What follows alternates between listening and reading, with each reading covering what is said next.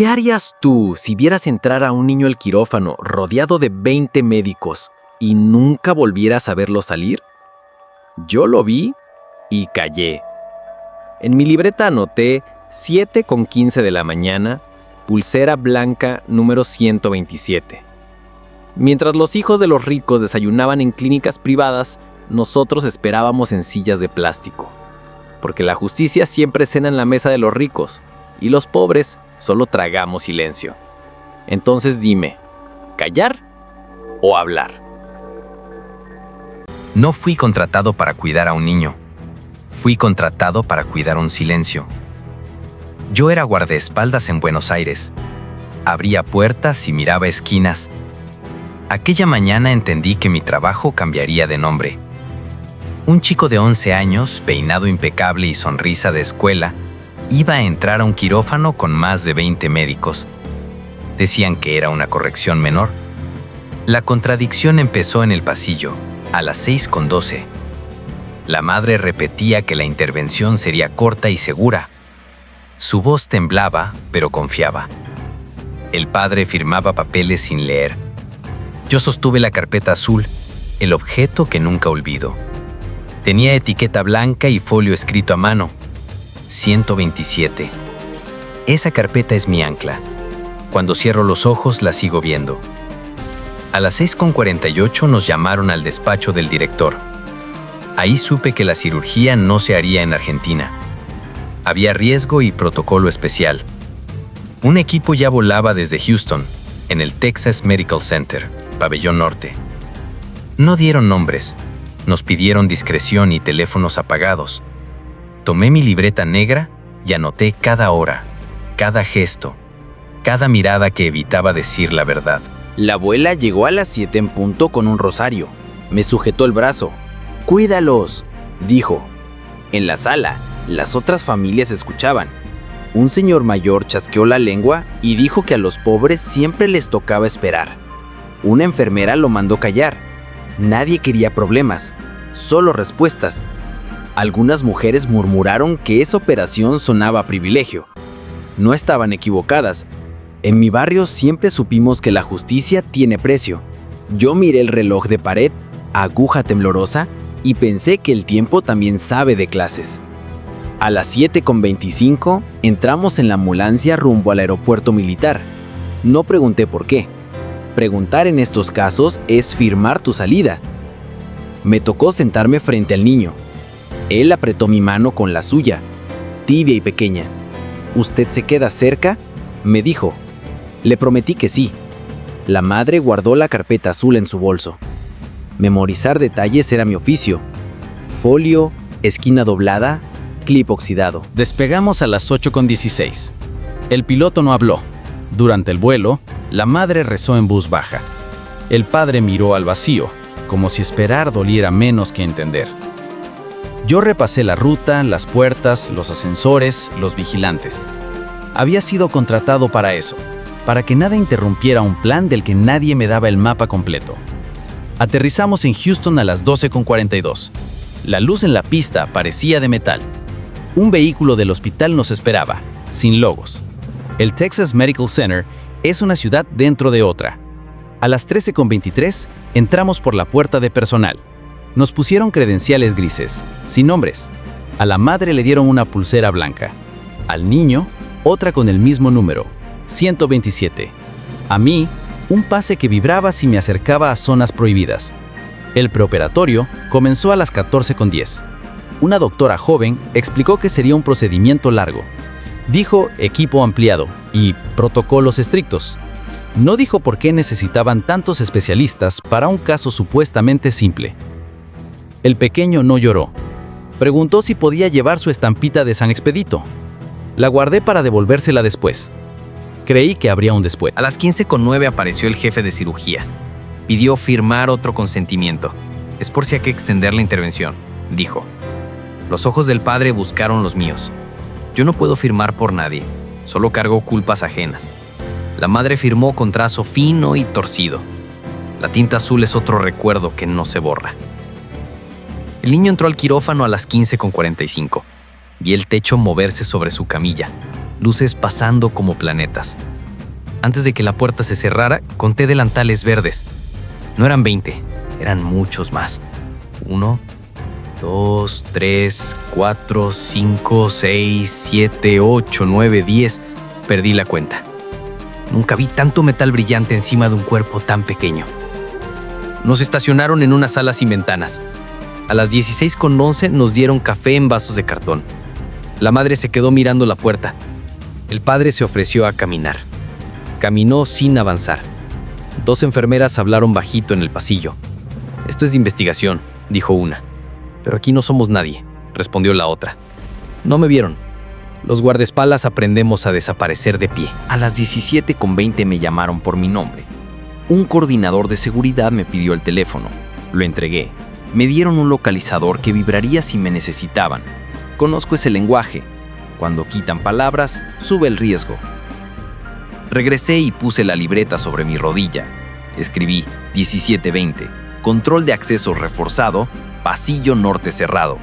Ya olía que la historia nos estaba usando. La noche cayó a las 18:57. El reloj del pasillo marcaba segundos como martillos. La abuela contaba cuentas del rosario con paciencia de costurera. En mi cabeza armé y desarmé el mapa del edificio. Si algo salía mal, yo abriría camino. Si todo salía bien, nadie recordaría mi nombre. En este trabajo la gloria existe, pero siempre es para el silencio. A las 19:14 el localizador vibró. Me paré de inmediato. El coordinador me esperó en la puerta. Caminamos sin hablar, subimos por un ascensor que solo bajaba. Entramos a un corredor con puertas numeradas. Frente a la 11 había un carro de instrumental cubierto con una sábana. Ese carro, quieto, se volvió mi nuevo ancla. El coordinador me pidió quedarme ahí, cuidando que nadie cruzara.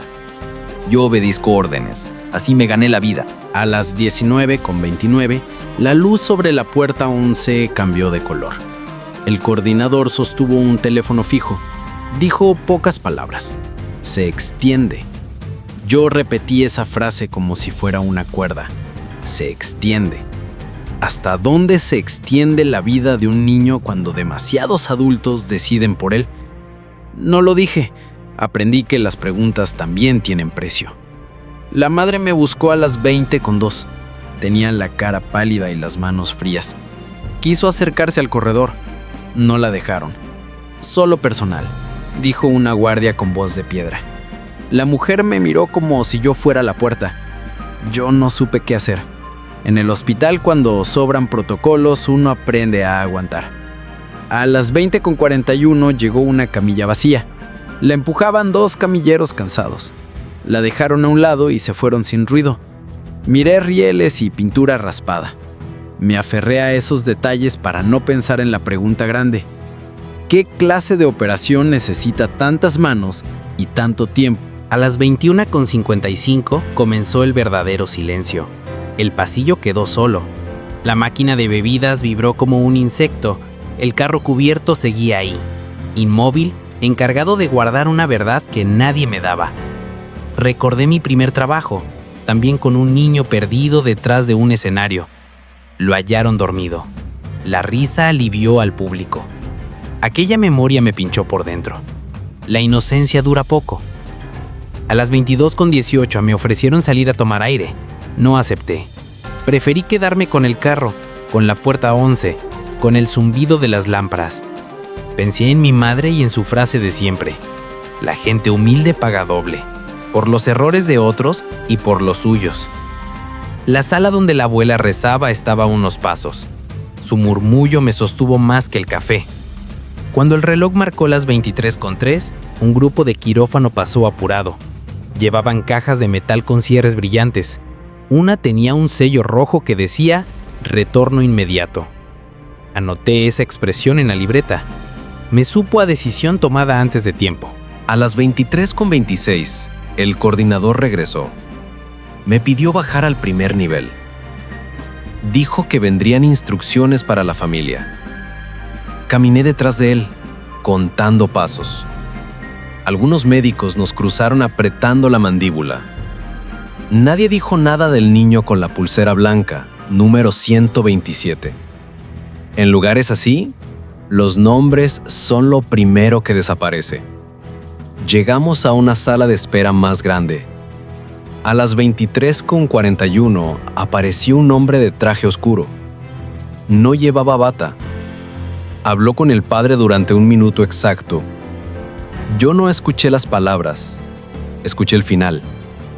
Un suspiro hondo, la mirada de un adulto que se cae por dentro y sigue de pie por obligación. La madre apretó el rosario hasta marcar la palma. La abuela dijo, Dios quiera. No puedo contar lo que no vi.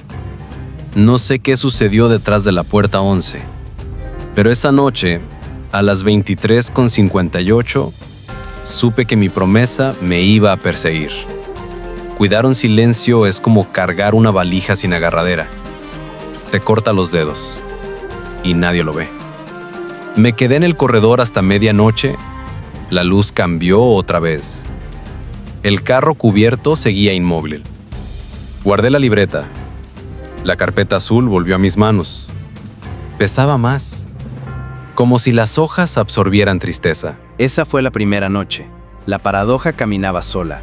Un niño bueno que entra caminando. Un ejército de médicos que entra corriendo. Y yo, el hombre contratado para que todo parezca normal. Prometo contar lo que me tocó ver y lo que me tocó callar. Porque la cirugía no solo cambió un cuerpo, cambió historias y agendas, cambió mi manera de mirar el mundo. Mañana, a las 6:20, volveríamos para recibir informes preliminares. Eso prometieron. Lo que entregaron fue otra cosa, pero esa es otra capa del relato. Ahora solo quiero fijar cómo empezó, reloj por reloj, objeto por objeto. La carpeta azul, la puerta 11, el carro cubierto, el rosario viejo. 4 anclas para no perderme cuando el resto intente desordenar la memoria. La ciudad siguió ajena a aquella medianoche. Afuera, sirenas lejanas y viento tibio. Adentro, relojes, rumores y devoción de pasillo. Si usted me pregunta qué aprendí esa noche, diría esto.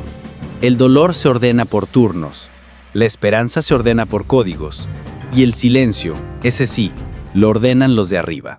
A las 6:20 de la mañana volvimos al hospital, el mismo horario que habían prometido la noche anterior. Yo llevaba la carpeta azul bajo el brazo, con el folio 127. La madre sostenía el rosario de su madre.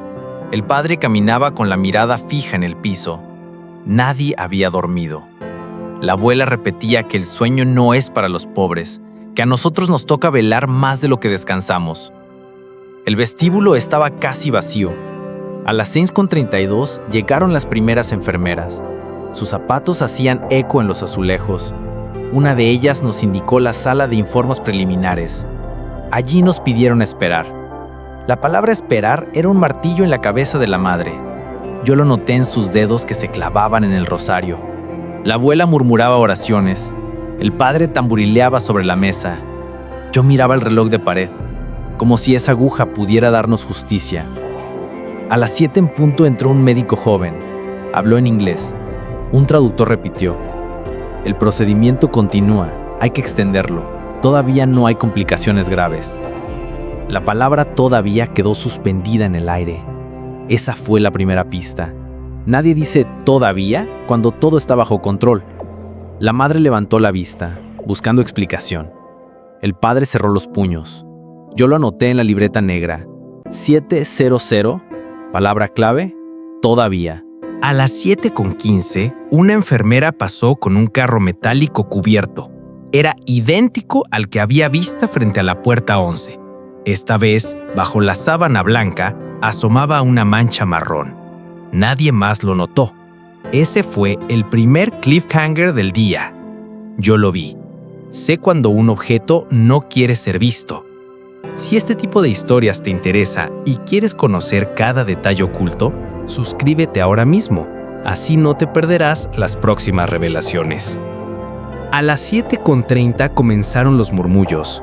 Un señor mayor que esperaba noticias de su esposa se acercó. Dijo que nunca había visto tantos médicos entrar a un quirófano. Una vecina comentó que esos casos eran de investigación y que nadie debía hablar. La abuela apretó el rosario y murmuró: «Los pobres no investigamos, los pobres rezamos. Yo lo anoté. El juicio moral de la comunidad estaba claro. Lo nuestro siempre pesa menos. A las 8:10, la madre me pidió salir un momento.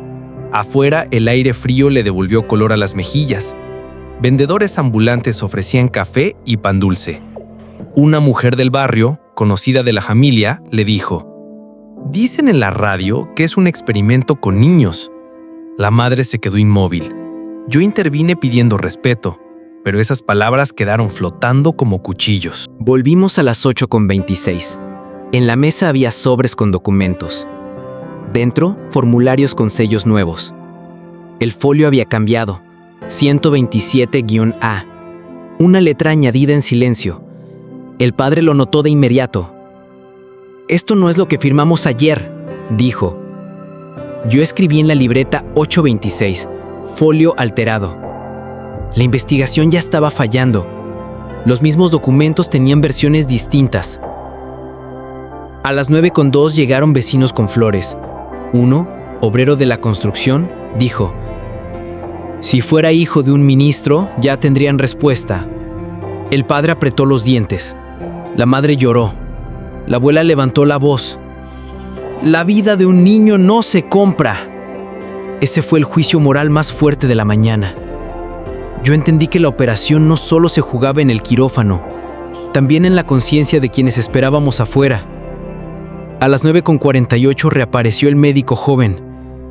El traductor dijo: «El equipo está enfrentando complicaciones. Necesitan más tiempo». La palabra complicaciones cayó como piedra en un estanque. La madre preguntó cuáles. Nadie respondió. El padre golpeó la mesa. Yo anoté: 9:48. Complicaciones. Sin detalles. La transparencia se estaba borrando hoja por hoja. Esa contradicción era el rostro de una investigación fallida. Mientras tanto, los rumores crecían. Una mujer mayor dijo que había visto entrar cajas con equipos raros. Otro hombre juró haber escuchado helicópteros en la madrugada.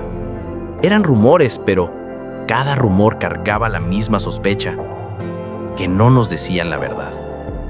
Yo miraba el carro cubierto en el pasillo. La mancha marrón seguía ahí, como si el hospital dejara escapar pequeñas señales a propósito.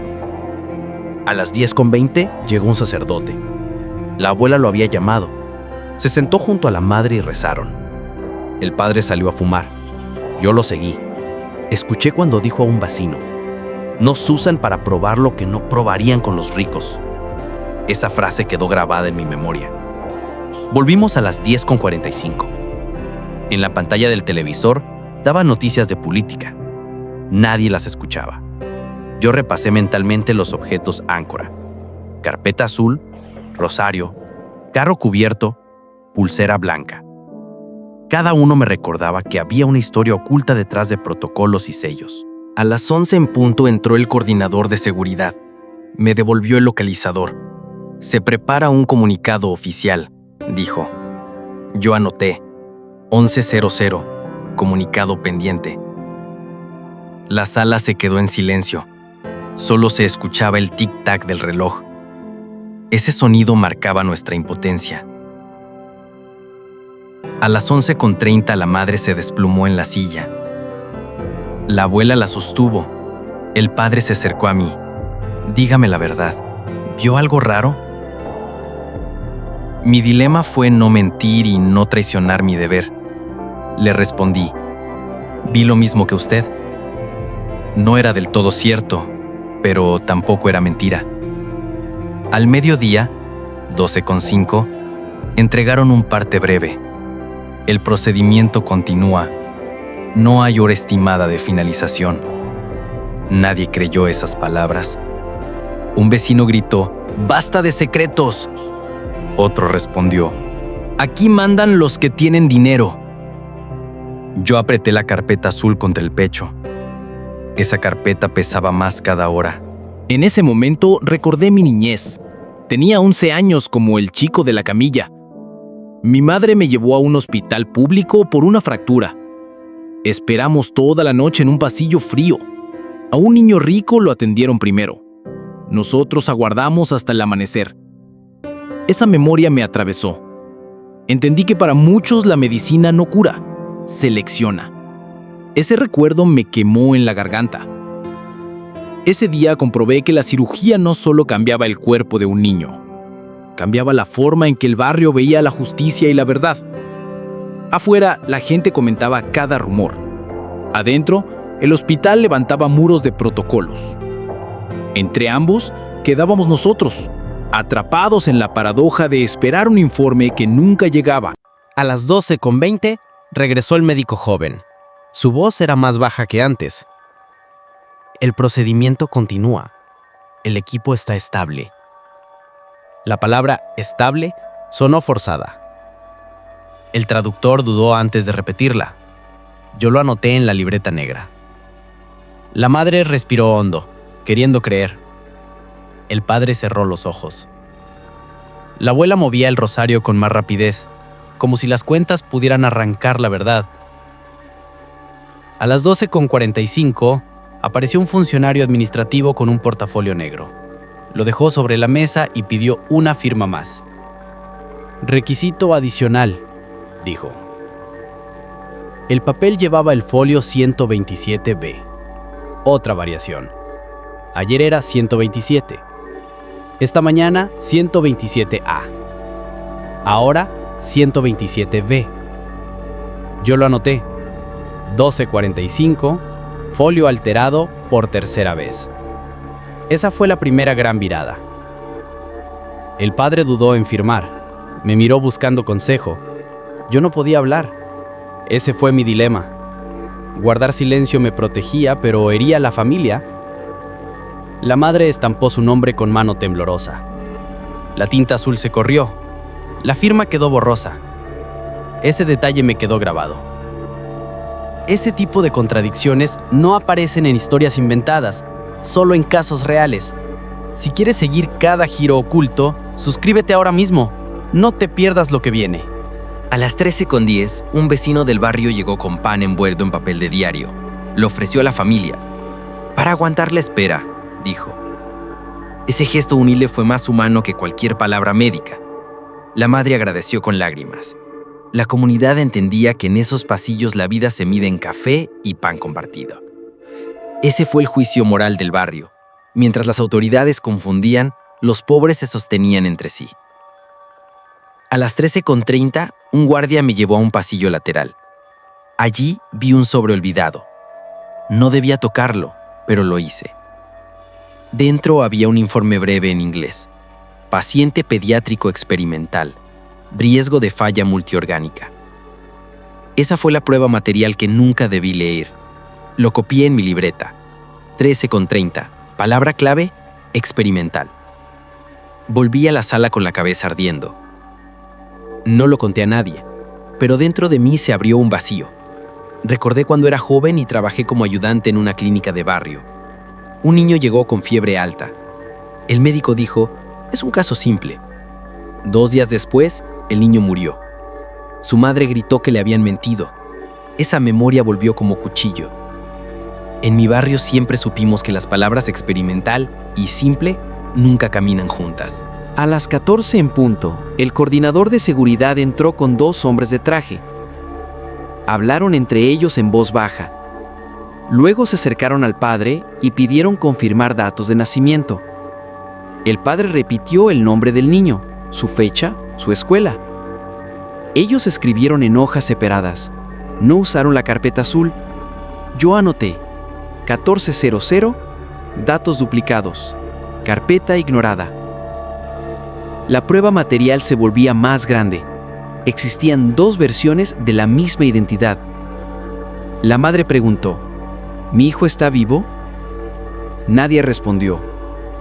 Ese silencio fue el cliffhanger moral de la tarde. La sala entera quedó helada. Un vecino gritó, «Los pobres no somos conejillos de indias». Lo sacaron con firmeza, pero su grito quedó suspendido. A las 14:35, un enfermero dejó caer una carpeta gris. Las hojas se desparramaron. Vi una fotografía en blanco y negro. La camilla rodeada por más de 15 médicos. No era una imagen oficial, parecía tomada a escondidas. Cuando recogió las hojas, me lanzó una mirada de advertencia. Esa foto fue otra prueba material. Yo la describí en mi libreta. A las 15:05, la madre se levantó. «Quiero verlo». El guardia dijo que no. La abuela replicó: «Un hijo no se entrega sin mirar sus ojos». Ese fue otro juicio moral de la comunidad. Todos en la sala asintieron en silencio. Yo repasaba los objetos áncora. La carpeta azul, ahora ignorada. El rosario, gastado por tantas oraciones. El carro cubierto, aún en el pasillo. La pulsera blanca, invisible tras la puerta 1. Cada uno me decía que la verdad estaba fragmentada. Mientras tanto, el mundo afuera seguía su rutina. A las 15:20, escuché a un vecino comentar que debía volver a su trabajo en la fábrica. «Si falto me descuenta en el día», dijo. Otro agregó que no podía pagar el camión de regreso si la espera se alargaba. La comunidad entera vivía bajo presión, deudas, empleos precarios, miedo de perder lo poco ganado. Esa vida común pesaba tanto como la cirugía misma.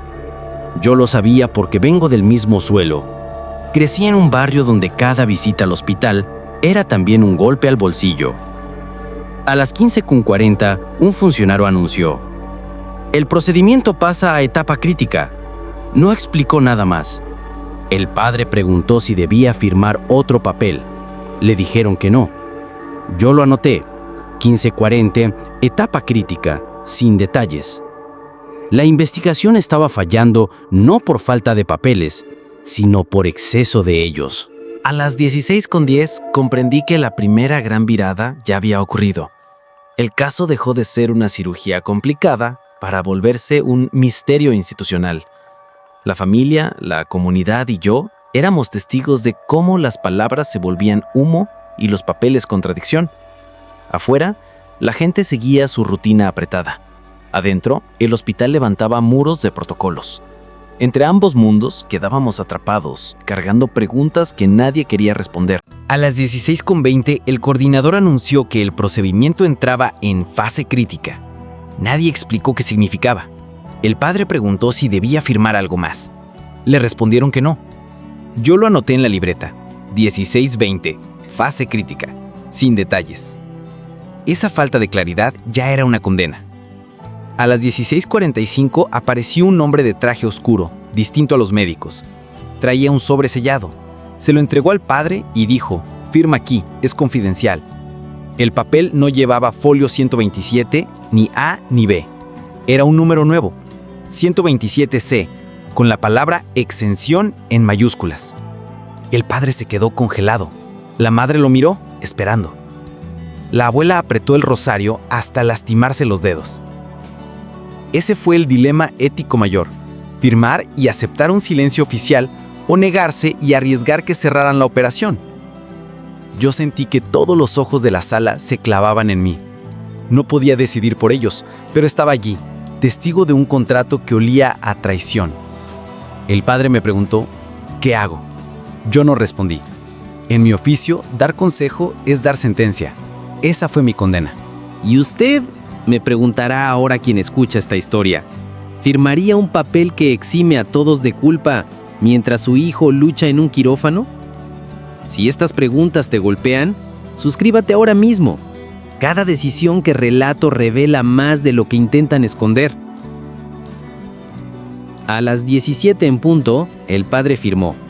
Lo hizo con un trazo seco, como quien corta con un cuchillo. La madre lloró en silencio. La abuela dijo: «Dios nos libre».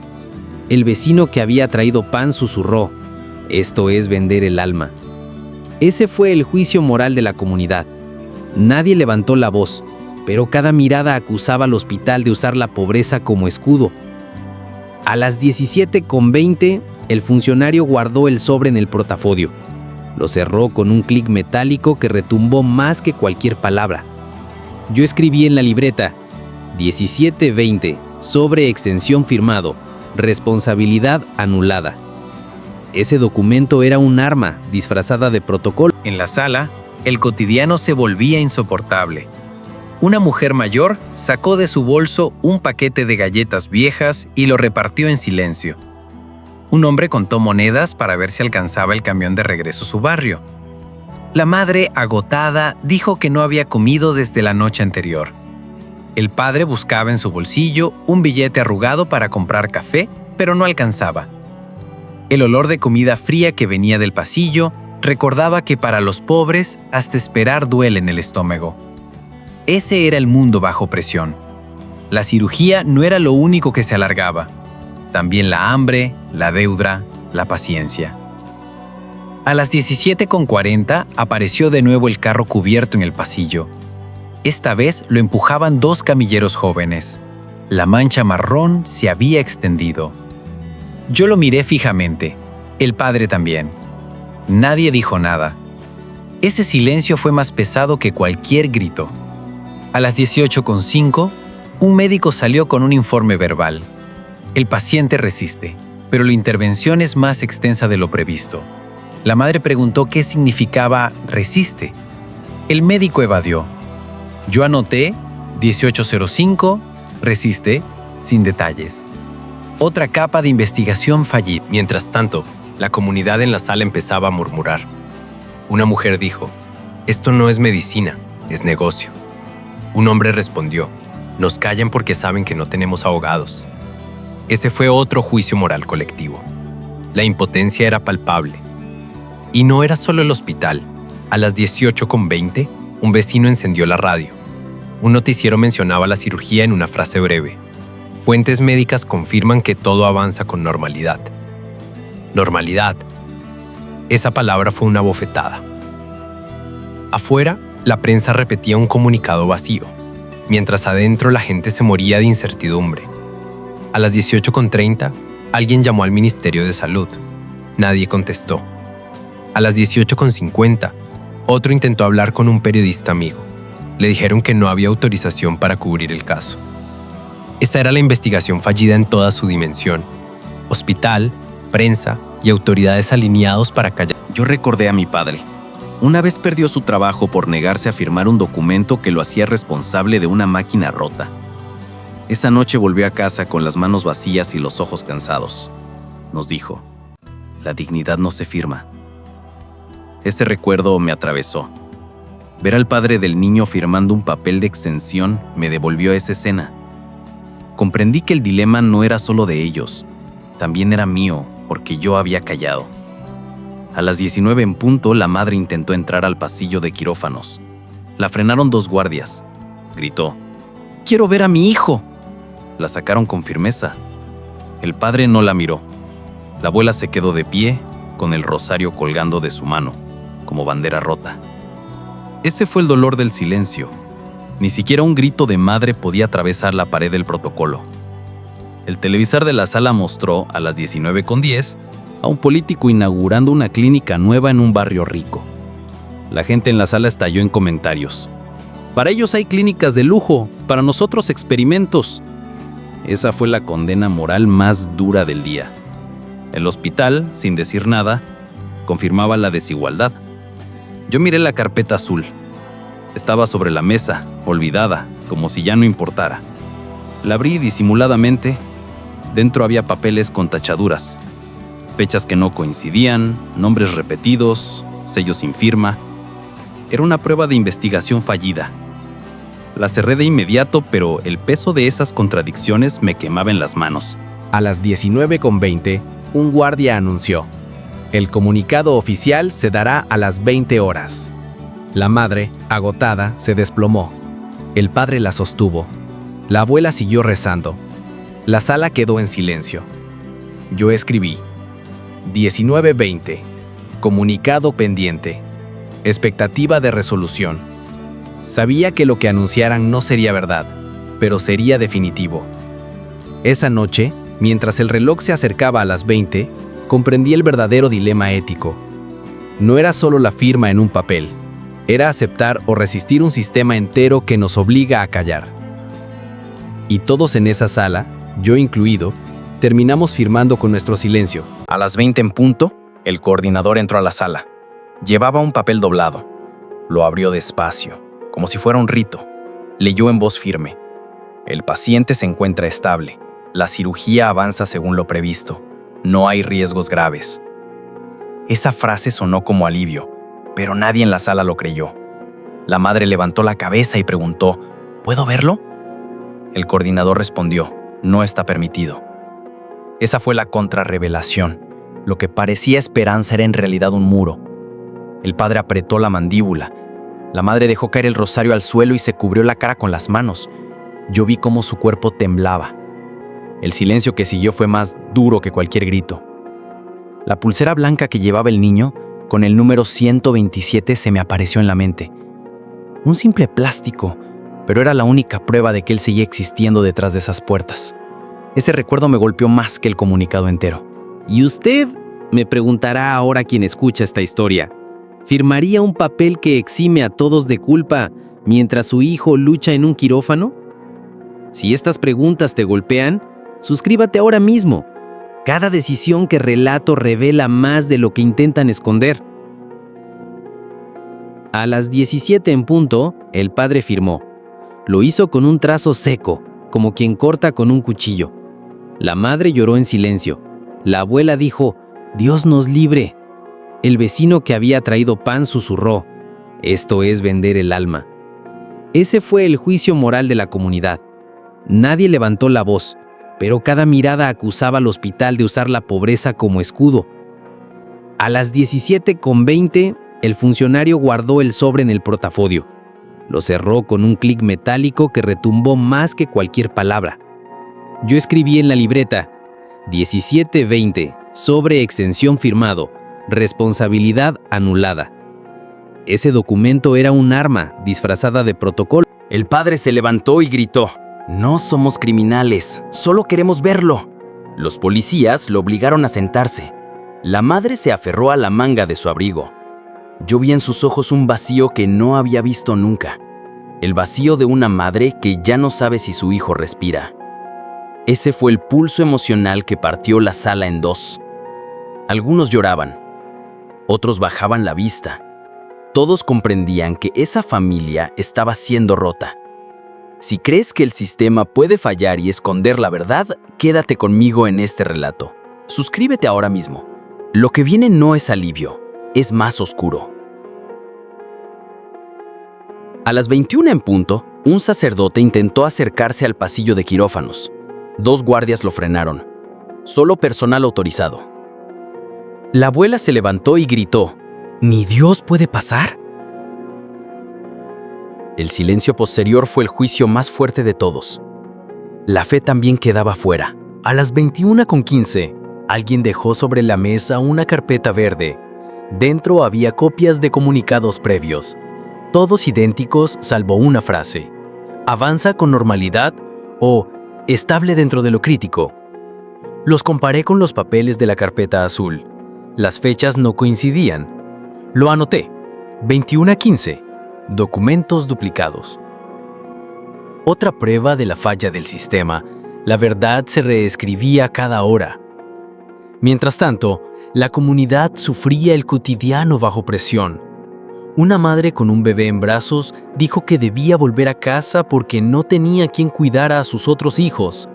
Un hombre explicó que ya no podía pagar más estacionamiento. Otro confesó que había perdido su turno de trabajo nocturno.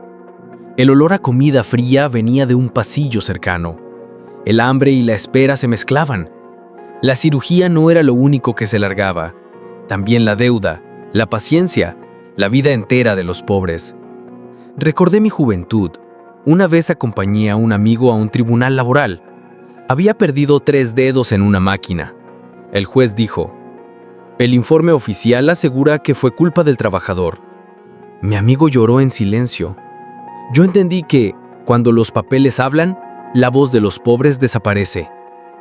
Ese recuerdo me atravesó mientras veía al padre sosteniendo comunicados vacíos. A las 21:40, el carro cubierto volvió a pasar. Esta vez llevaba 2 manchas oscuras. Una enfermera lo empujaba con la vista baja. El padre se levantó y quiso seguirlo. 2 guardias lo detuvieron. La madre lanzó un grito que heló la sala: «¡Devuélvanme a mi hijo!». Yo lo anoté: 21:40, Carro cubierto, contenido sospechoso. La pulsera blanca volvió a mi mente. ¿Seguiría en la muñeca del niño? Ese fue el cliffhanger moral de la noche. La carpeta azul estaba en mis manos. Pesaba como plomo. Contenía versiones tachadas, sellos falsos, firmas borrosas. A las 22 en punto pensé en entregarla a la policía, pero recordé que ya estaban del lado del hospital. Ese fue mi dilema: guardar la carpeta o arriesgarme a desaparecer junto con ella. A las 22:20 el coordinador anunció: el procedimiento sigue. Mañana a las 6:30 habrá actualización oficial. Mañana. Esa palabra fue otra puñalada. La comunidad estalló en murmurios. Un vecino gritó: «No tenemos mañana, necesitamos verdad hoy». Lo sacaron de la sala. El padre abrazó a la madre. La abuela seguía rezando, el rosario colgando de su mano.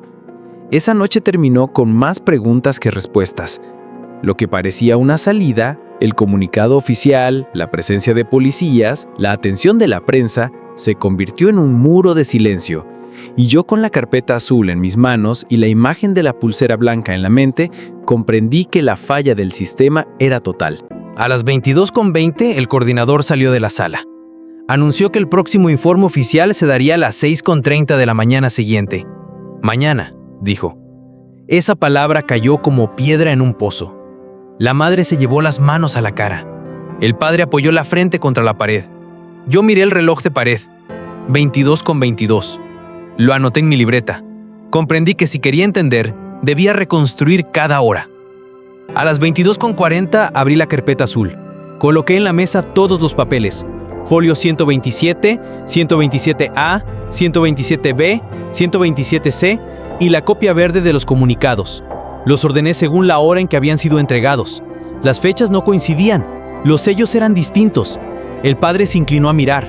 Sus ojos buscaban sentido, pero solo hallaban contradicción. La madre susurró: «Esto no es de mi hijo». La abuela rezaba con el rosario, cada cuenta marcando una hora perdida. A las 23 en punto empecé a reconstruir la cronología en voz baja. 6:20. Regreso al hospital.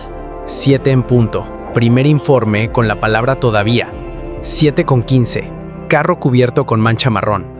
8:26. Folio alterado. 9:48. Complicaciones sin detalles. 11 en punto. Comunicado pendiente. 16:45. Exención firmada. 20 en punto. Comunicado falso. 21:40. Carro con 2 manchas. 22:20. Promesa de mañana. La comunidad escuchaba en silencio. El padre, con el puño cerrado sobre la mesa, respiraba agitado. La madre lloraba en silencio. Esa fue la primera vez que sentí que el tiempo mismo los quebraba. A las 23:20, una enfermera joven pasó por la sala. Me miró y susurró: «No todos los relojes marcan lo mismo». Esa frase me atravesó. La escribí en la libreta. El padre me miró con furia. «¿Qué significa eso?». Yo no pude responder. Ese silencio fue otro golpe. Si piensas que los detalles pequeños esconden la verdad grande, acompáñame. Suscríbete ahora mismo. Lo que sigue puede cambiar tu forma de ver este caso. A las 23:45 comparé mis notas con las manchas en el carro cubierto. La primera apareció a las 7:15. La segunda, mayor, a las 21:40. ¿Qué ocurrió entre esas horas? Ningún informe lo explicó. El padre golpeó la mesa. «Díganme qué hicieron con mi hijo». Nadie respondió. La madre se derrumbó sobre su silla. Yo lo anoté. 23:45. Vacíos entre carros. Cronología rota. El silencio oficial era tan brutal que se volvió parte de la tortura. A medianoche, a las 24:05, la televisión transmitió una conferencia externa. El Ministerio de Salud decía: «El caso piloto representa un avance histórico». Caso piloto. Ninguna mención al niño por nombre. La madre gritó: «¡No es un piloto, es mi hijo!». Su voz se quebró en el aire y nadie contestó. Yo recordé la pulsera blanca, invisible pero real, única prueba de que no era un número. Ese pedazo de plástico cargaba más verdad que todos los comunicados juntos. A las 0:20, los vecinos empezaron a sumar recuerdos. Una mujer mayor dijo: «Yo vi entrar 4 cajas a las 9». Otro aseguró: «Escuché helicópteros a medianoche». Una joven afirmó: Las luces de la sala se apagaron a las 10. Cada testimonio era un ladrillo en la verdad popular. La comunidad levantaba su propia cronología. El padre escuchaba con rabia. La madre solo repetía, mi hijo, mi hijo. Esa era la cronología emocional. Cada minuto era una herida. Recordé mi infancia. Tenía 12 años y mi madre me daba un cuaderno para anotar las compras. Cuando el dinero no alcanzaba, borraba con lápiz y reordenaba la lista. El orden cambia la realidad, decía ella. Esa memoria volvió ahora viendo cómo el hospital manipulaba los horarios para ocultar lo esencial. Yo entendí que el tiempo también podía mentir. A la 1 en punto, el padre golpeó otra vez la mesa. ¡Basta de comunicados! ¡Hagamos nuestra propia línea de tiempo! Yo extendí mis notas. El vecino del pala aportó lo suyo. La madre recordó cada palabra escuchada. La abuela, con el rosario, marcó las horas de cada oración. Entre todos construimos una cronología viva. Esa fue la primera vez que el silencio se rompió colectivamente. A la 1:20 descubrimos una contradicción brutal. El comunicado decía que el niño había ingresado a quirófano a las 7 en punto, pero todos lo vimos entrar a las 6:55. 5 minutos de diferencia. Para cualquiera sería nada. Para nosotros era la grieta que confirmaba la manipulación. Yo lo noté en mayúsculas. 1:20, ingreso real 6:55, comunicado falso 7.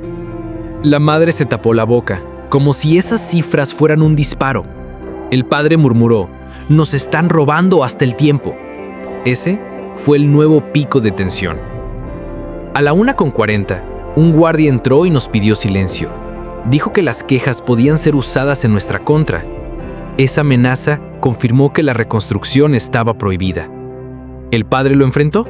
El tiempo es nuestro, no suyo. La madre lo abrazó, temblando. Ese fue el cliffhanger moral de la madrugada. A las 2 en punto, la sala quedó en penumbras. Solo el tic-tac del reloj de pared se escuchaba. Yo miré la carpeta azul, el rosario entre los dedos de la abuela, el recuerdo de la pulsera blanca y las manchas en el carro. Cada objeto era un reloj distinto. Todos marcaban la misma verdad. El sistema había manipulado la línea temporal. A las 2 en punto, la sala quedó en penumbras. El reloj marcaba cada segundo como un martillo. El padre no hablaba. La madre respiraba entrecortado. La abuela, con los ojos cerrados, seguía rezando. El rosario se había gastado tanto que parecía romperse. Yo lo miraba sabiendo que cada cuenta era un recuerdo que jamás volvería. A las 2:20, un guardia entró. Dijo en voz seca, el hospital cerrará el ala al público, deben retirarse. El padre se levantó y gritó, no me moveré sin mi hijo. El guardia insistió. La madre se arrodilló en el suelo, abrazando la carpeta azul. Lloraba como si cada página fuera piel. La abuela sostuvo el rosario en alto como quien levanta una bandera vencida. Ese fue el fecho humano, la dignidad resistiendo aunque el cuerpo cayera. Yo me acerqué al padre. Me preguntó, ¿qué hará usted con todo lo que ha visto? No tuve respuesta. El silencio se convirtió en mi condena. Sentí que cargaría esta historia para siempre, como una deuda sin fin. A las 2:40, un médico joven salió. No hay novedades hasta la mañana. Esta frase fue un puñal. La comunidad entera estalló en murmullos. Nos roban la verdad, ocultan lo peor. El juicio moral colectivo fue unánime. El sistema había fallado. Mientras tanto, el cotidiano bajo presión se hacía insoportable. Un hombre se quedó dormido en la silla de plástico, con los pies hinchados. Una mujer compartió con su hija un pedazo de pan duro. El aire olía a café recalentado y ropa húmeda. El frío de la madrugada calaba hasta los huesos. El padre miró esa escena y murmuró, «Nos están matando también afuera». A las 3 en punto, vi de nuevo el carro cubierto. Esta vez estaba vacío. Solo quedaba la sábana blanca, arrugada, con manchas de humedad. Nadie lo empujaba. Estaba detenido en medio del pasillo, como un fantasma abandonado. Yo lo anoté. 300, carro vacío. El padre se inclinó sobre él. La madre buscó con manos temblorosas la pulsera blanca. No estaba. Ese fue el primer golpe del misterio residual. El único objeto que lo hacía humano había desaparecido. A las 3:20 el coordinador regresó con un sobre cerrado. Último comunicado de la jornada. Lo abrió frente a todos. En letras grandes decía: paciente dado de alta, 300. ¿Alta a las 3? Cuando la madre aún lloraba en el suelo y el carro vacío seguía en el pasillo. El padre gritó: ¿alta? ¿Dónde está? Nadie respondió. Ese fue el segundo golpe, la contradicción oficial.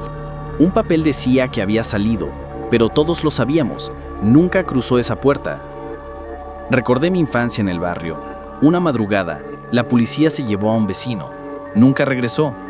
Al día siguiente, solo hallamos su sombrero colgado en la cerca. Ese recuerdo volvió con la pulsera perdida y el papel de alta en mis manos. No había cuerpo, no había prueba, solo objetos ausentes y documentos falsos. A las 4 en punto salimos del hospital. La comunidad se dispersó por la calle helada.